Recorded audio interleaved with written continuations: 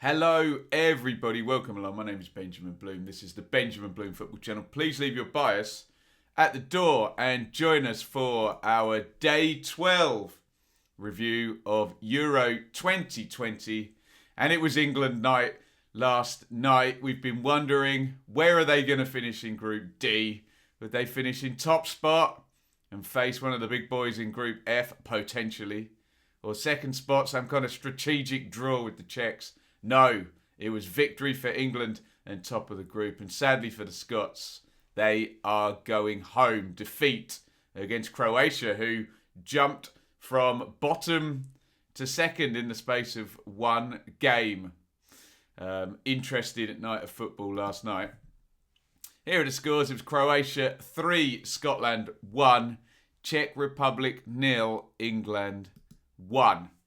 So, let's deal with England first, and of course, team selection, which is very, very difficult with England because if you're anywhere on Twitter or in the ether, the England team will come out, and the first thing you have to do is wade through the outrage and all of the arguing about who's not playing, and try and figure out for yourself through all the noise and negativity. And this idea that you can analyse a football match over the prism of somebody who hasn't been selected. And let's be honest, that's quite an easy thing to do. You don't have to deal with any of the players on the pitch. You just say, oh, this guy isn't playing. So it's very difficult to wade through. I've been trying to do my best during the tournament. And here is what Southgate went for from his 23-man squad of very good players, of which 12 very good football players will not start. So Pickford in goal. No surprises there. Interesting on the fullbacks now. We've had Walker and Trippier, Shaw and James. We now get Walker and Shaw. And in the back four, are they the first choice fullbacks? I don't know. And depending on who the opponent is from Group F, find out more tonight. Are we going to get the back three in the next game? I wonder. Anyway, Walker and Shaw. And the return of Harry Maguire. Maguire in next to John Stones. And I think this sums up the noise and negativity around England. Before the tournament, lots of chatter. Oh, Maguire shouldn't be there. He's not fit. Blah, blah, blah. First game, Maguire's not playing. Oh, you can't start Mings. Mings is the worst footballer in the universe to ever have existed. Maguire comes back in for Stones. Not mentioned. Not mentioned in the slightest. So, look, Maguire back in. Good news. Good to see him in there. Big presence. Phillips and Rice in at central midfield. Again, a lot of filtering of, oh, it's two sitting central midfielders. No, it's not. Go and look at Calvin Phillips' heat map. Have a look at the 2 goals England have scored in the tournament and tell me Calvin Phillips is a sitting midfielder because he's driven forward to kind of help with the attacks in both occasions. Now, here's the interesting part.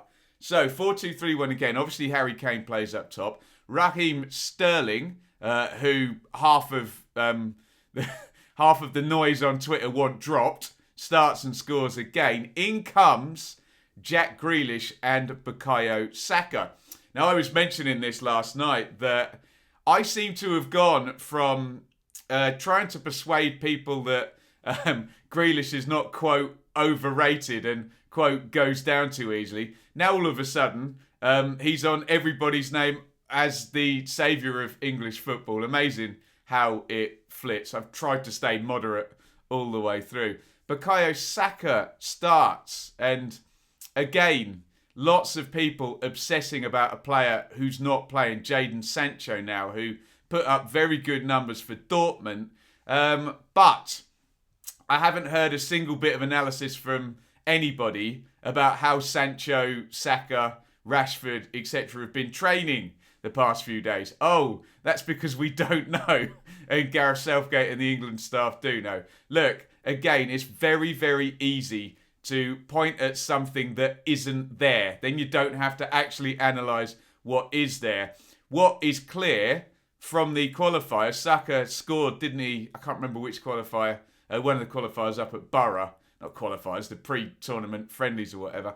It is clear Saka is ahead of Sancho. And we can either be outraged about this with little or no knowledge other than his numbers for Dortmund last season, or we can assume that the hopefully highly qualified and knowledgeable England staff have a plan, they have a hierarchy, and let's give Saka some credit. He's obviously played himself in ahead of Jadon Sancho, and that is what that is. And look, the team selection for the next game will come out and we'll get exactly the same thing, but that's what Southgate has done. I think the populist view a little bit got what they want. Obviously, Chilwell and Mount not around. They got Grealish, and I think that's a good thing. We'll talk about Grealish in the game. No mention made of Maguire whatsoever, and from what I could see, hey, maybe your Twitter feed was different. Maybe I should stop obsessing over Twitter myself. It's a very loud minority sometimes, and it does kind of represent the most extreme views sometimes.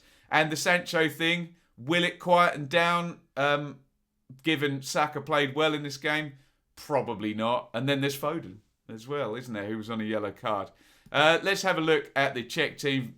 Far more settled than England. Well, no, that's not true, is it? Because if you think about the England team, Pickford, Shaw, Stones, Walker, Phillips, Rice, Sterling, Kane are all pretty regular, nailed on. I don't want to say nailed on, but certainly viable starters. Right, Czechs. Vaslik, Kufal, Cheluska, Kalas, Borrell, Souček, Holeš, Masopas, Darida, Yankto, and Patrick Schick.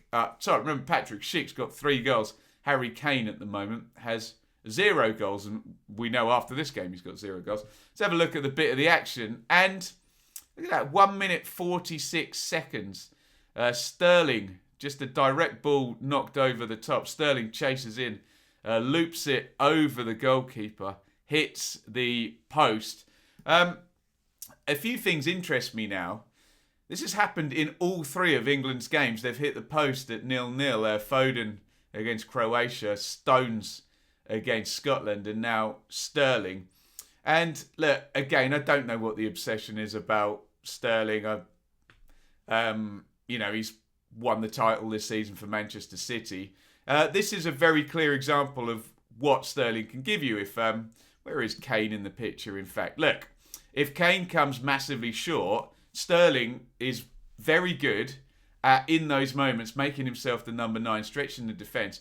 And this is what we didn't see in the game against Scotland, a bit of variation on the passing. Yes, Scotland were quite deep for a lot of the game and kind of asking England a question that they frankly couldn't answer. But a nice ball just into the channel. Sterling running in behind. If, as some people want, Foden, Mount and Grealish, no, none of those 3 are making that run at all. And Sterling in behind and hits the post. And here is the goal. And this is great. It's really, really good goal, I have to say. 11 minutes, Sterling header it in on the back post. And lots of good news in this goal. You got Calvin Phillips literally not sitting in central midfield next to Declan Rice pushing up down the right. You've got Bukayo Saka doing really good work down the right with Phillips, crosses it into the back post. And it's really nice, actually. I think it's Grealish and then Kane. Kane then knocks it out to Grealish, so you've got Kane involved. Players arriving from the other side in the box. Then you've got what Grealish brings you, the nice dancey feet and the cross, little nick on it on the back post. Then you've got Saka arriving in the box. And of course, the whole point in Sterling's game is he plays for a team that has lots of possession, creates a lot of chances. He'll find the space and finish them off. Will he be very good in the pattern of play that we saw against Scotland, where he's 40 yards away from the goal trying to make the play? No, probably not. But this is his 2nd goal of the tournament, doing exactly as I just said, being one of the runners, maybe not even the 2nd man, maybe the 3rd man in terms of, Kane's moved, but keep their eye on Kane. There's a wide play, and it's coming in often from the other side of the play. And he's done it again. And Sterling gets the goal, his second of the tournament. Good on him.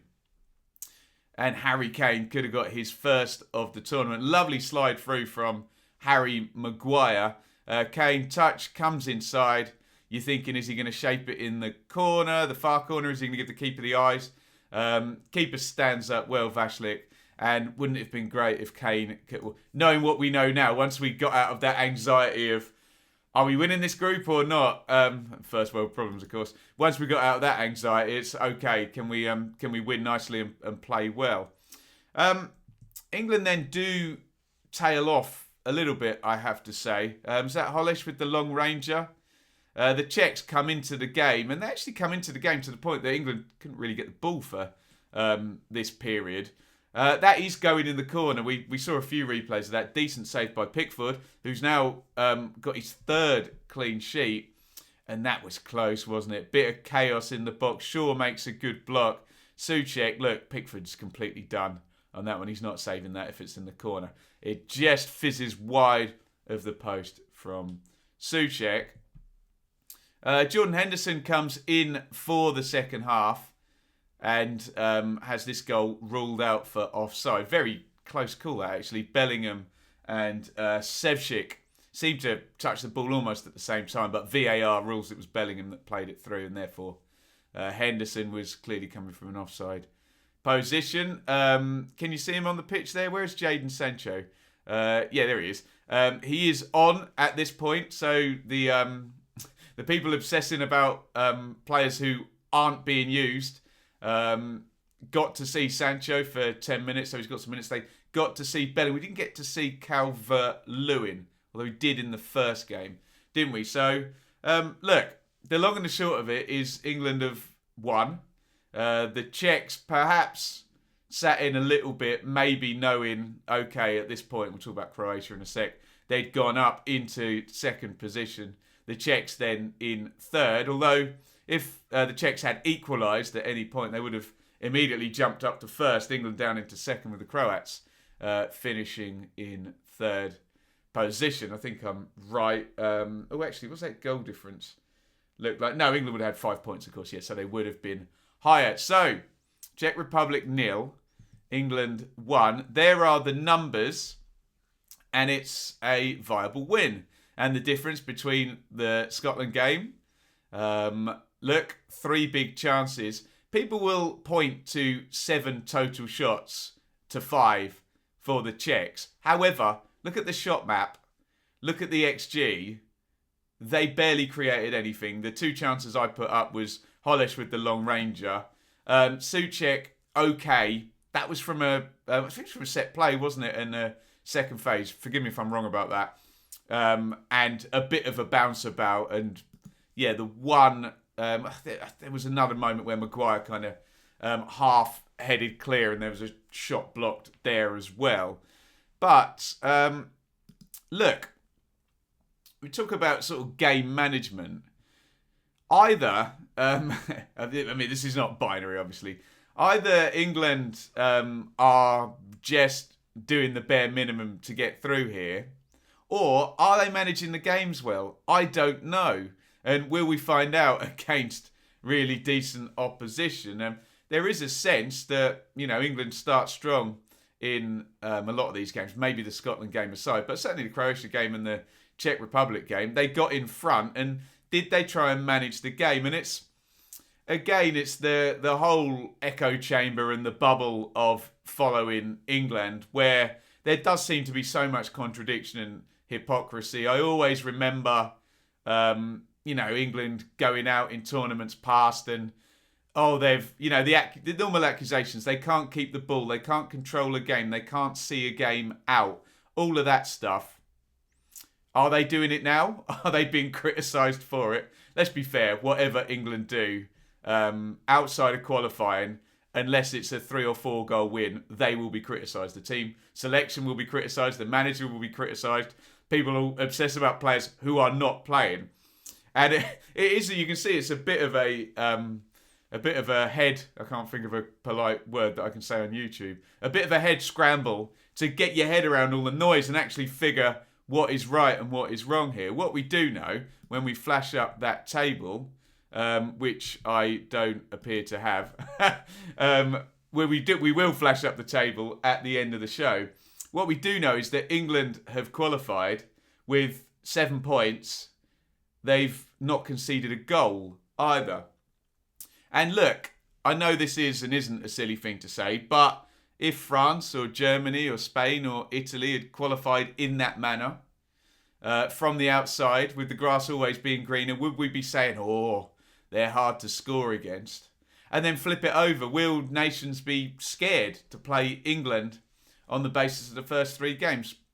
I'm not certain they will. So, look, we'll talk a lot more in terms of previewing the game. Look, let's figure out who the damn opponent is first in that regard. But my analysis of this game, and really the group as a whole, says England hopefully have been in control. They were in control in the Croatia games, the Croatia game and the Czech Republic game. Were they really, after the outrage had subsided, were they really out of control of the Scotland game? Or did Scotland sit in and basically stop England winning and control it in that way? I don't know. And again, the proof's in the pudding against one of the bigger nations. But England are through. They've topped the group. And this is the route we are going now. Czech Republic 0, England 1. Get your thoughts in the comments. At the end of the video, we will have a look at the tables and everything potentially about to happen in Group F. Right, let's go over. We've already flashed it up once. Let's go over to the Scotland game, where it was Croatia 3, Scotland 1. Scotland are going home on a single point. There's your team: Marshall, McTominay, Hanley, Tierney, Armstrong, O'Donnell, McGinn, McGregor, Armstrong, Adams and Dykes. Again, I think we got into the realms of exaggeration and extremities after the England-Scotland game, where Scotland were decent. They sat in a low block. They frustrated England. They got themselves a good clean sheet and a good point. Billy Gilmour sat behind 2 pressers and swept things up ever so decently. And it's just keeping control of your views on things like this. Did Billy Gilmour sit and play a deep line playmaker performance, dominate the game, and all of this stuff you hear? He's got the England players in his pocket. No, he didn't. Was he very efficient and very decent? Used the ball very well, and sit kind of behind the play, sweep things up? Yes, he did. Was it a 10 out of 10 performance or a 7 out of 10? Well, you tell me. But the point I'm making is that Scotland went into this game without Billy Gilmour. Remember, they went into the first game without Billy Gilmour. They chose not to play him. So I can see, again, people will obsess about a player who is not there. But look at that midfield. McGregor is in. Obviously, from the first game, it was McTominay, Armstrong and McGinn. McGregor is in from the start. But look, it's a midfield that is fairly similar to the one that started the first game. So, look, it's a pretty strong Scotland team in terms of what they have available. Remember, Tierney didn't play in the first game. McTominay didn't start at the back. Che Adams didn't start up front. They've kind of evolved. They probably now know what their strongest strategy is, but maybe a little too late. Too little too late is the complete opposite of what the Croats have done. Because as we said, they jumped from, I think, were they bottom of the group? No, they wouldn't have been bottom, but they certainly jumped from 1 point to 4 points in qualification during this game. Livakovic in goal, Juranovic, Lovren, Vida, Gvardiol, Kovacic, Brozovic, Modric, Vlasic, Petkovic and Perisic are the front 3. And a bit of a disappointment in this one from the Scots' point of view.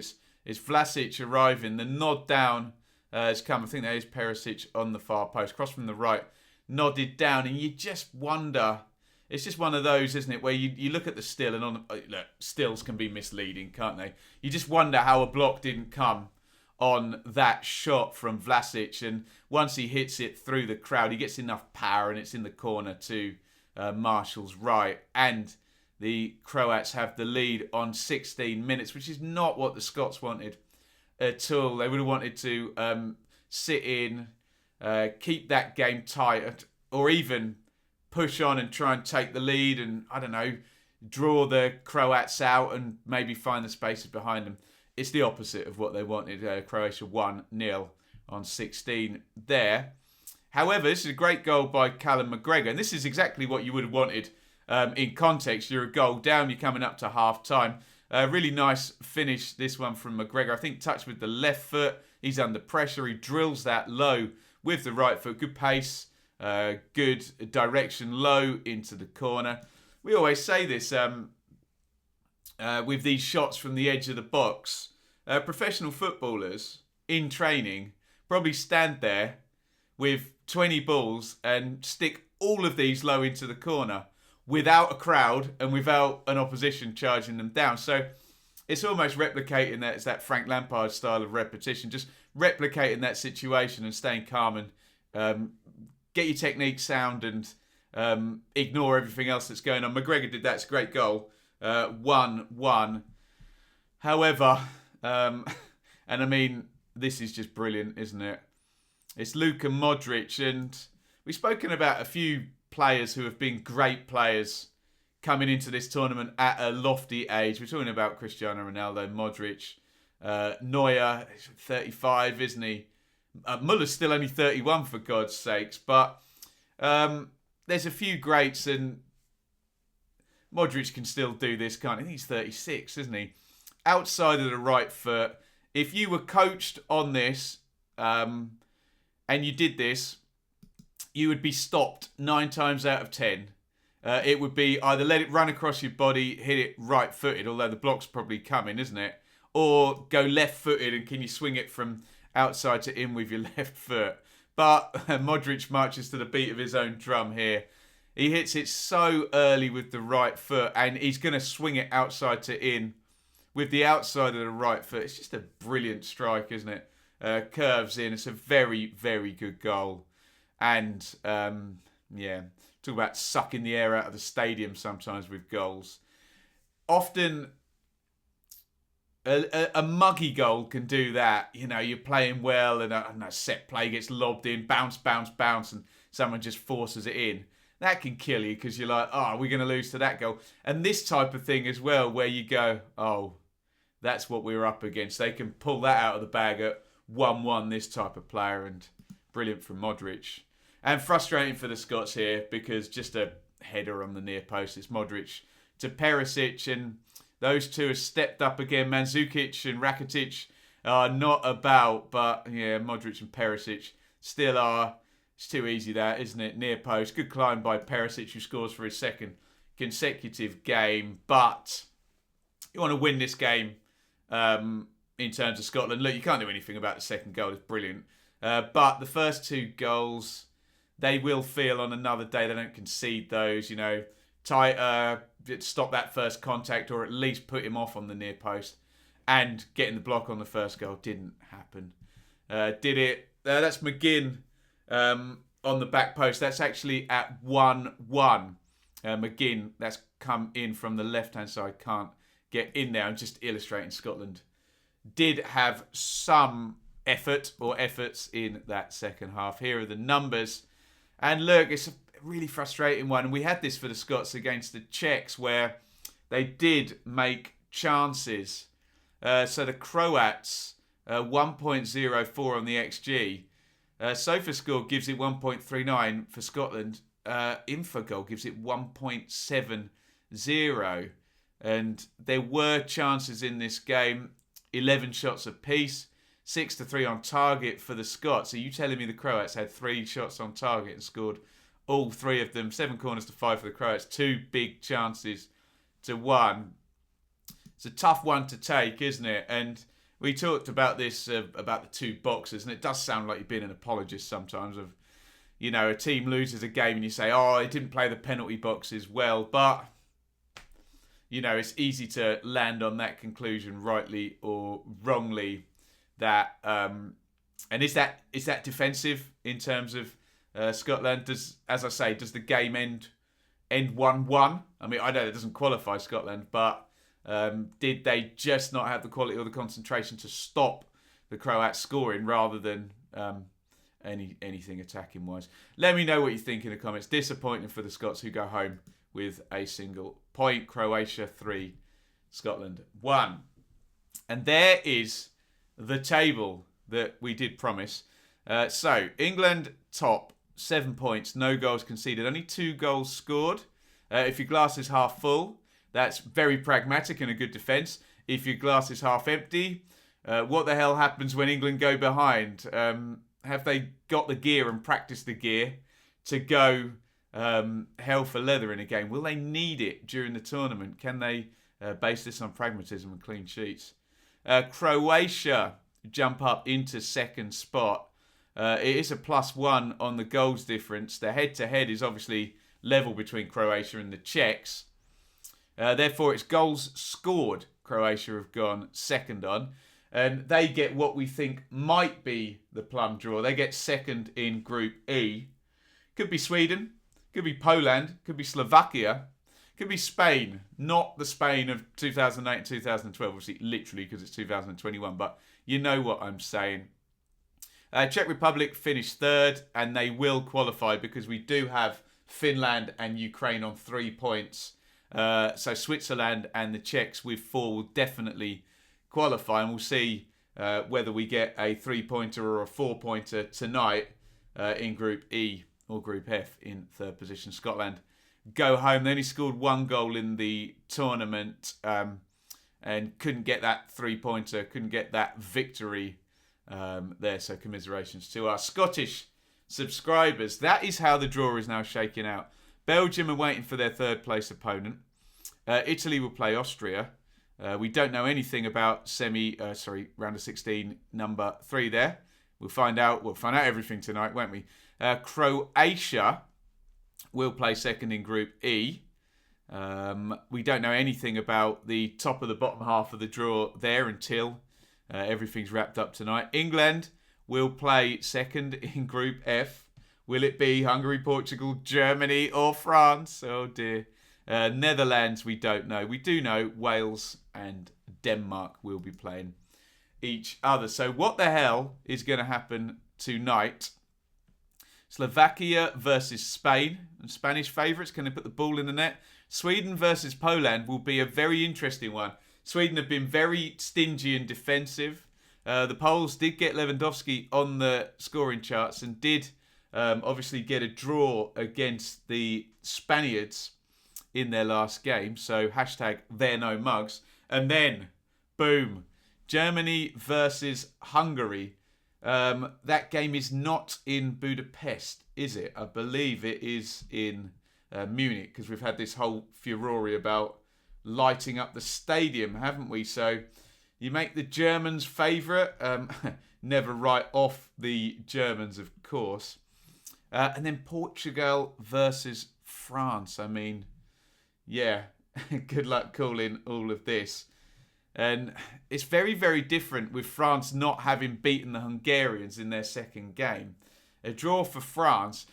If they'd won that game, this would all look very much like France would rest a load of players and Portugal would have every chance of moving on to 4 points and qualifying. But who knows? And then goal differences as well. So Portugal have a positive goal difference at the moment. Remember, Finland and Ukraine have negative goal differences. Finland -2, Ukraine -1. Ukraine have 4 goals on the charts. One thing really working in Portugal's favour as well is they've scored 5 goals. So even if they were to lose, for example, 2-0 to the French, they would still be over and above the Finns and the Ukrainians in terms of 3 points. Although there is a scenario where they can finish bottom with 3 points. They need to get into third, don't they? So look, we are what ifs and maybes big style. But Look, if the Germans win, they'll finish on 6. If the French win along with them, it's England versus Germany. If the Germans win and the French draw, it's England-France. Look, could the Portuguese win? If the Germans win and the Portuguese win, it's England-France. No, it's not. It's England-Portugal, and France will qualify in 3rd place. And then, could the fly in the ointment be the Hungarians? Who the hell knows? Who knows? It's going to be a fascinating watch tonight. There are those tables. That would have helped. I could have thrown them up about 5 minutes ago. There we go. I taught my way through it. And that's the end of our review for day 12 of the Euros. Hope you have enjoyed it. Come and join me tonight. I believe the polls for our watch-alongs gave us... we're going to be watching Slovakia, Spain, and Portugal, France. But we will flip between the actions, so we'll be back for 2 watch-alongs tonight. Come and join me on the channel from 4:45 all the way through to about 10 p.m. I'll try and eat some food in between, or, matchsticks under the eyelids, trying to keep going. And then, by God, we're going to have a couple of days off. Day 13 review tomorrow, and then no games for 2 days. Wow, what about that, hey? Thank you, everybody. We're nearly through the colossal effort that's been the group stages. I hope you've enjoyed the commitment to it on the channel. If you have, please reward me by hitting subscribe, ring the bell for notifications. And come and join me tonight for the conclusion of Group E and Group F. We're going to be watching Slovakia, Spain, and Portugal versus France. It's going to be fun, and we're going to find out who England are playing in the knockout phases. Over and out. Thank you so much for watching. If you enjoyed this video, please hit the like button to see more videos from this channel. Hit the subscribe button, and to be notified every time we upload. Ring the bell for those notifications to come through on your device. If you really want to support the channel and me as a content creator, I will be eternally grateful if you head over to the merch store and grab something, or support over on Patreon, patreon.com/Benjamin Bloom. Thank you for your time. Go and watch another video.